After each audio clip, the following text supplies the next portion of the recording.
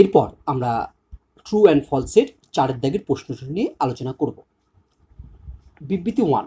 বিবৃতি 1-এ কি বলেছে না, এ ও বি দুটি প্রদত্ত ঘটনা হলে P A not equal to PB ক্ষেত্রে ঘটনা দুটি সমভাবে সম্ভাব্য নয়।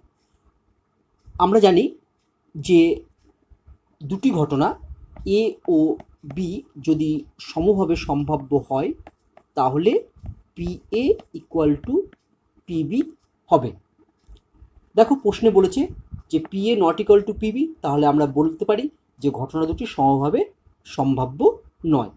তাহলে 1 নং বিবৃতি হলো সত্য, ট্রু। এবার আমরা 2 নম্বর বিবৃতিটি নিয়ে আলোচনা করব। এ ও বি দুটি প্রদত্ত ঘটনা হলে P of A intersection B equal to P A into PB ক্ষেত্রে ঘটনা দুটি স্বাধীন। আমরা জানি দুটো ঘটনায় এ ও বি যদি স্বাধীন হয় তাহলে আমরা লিখতে পারি P of A intersection B equal to P A into PB.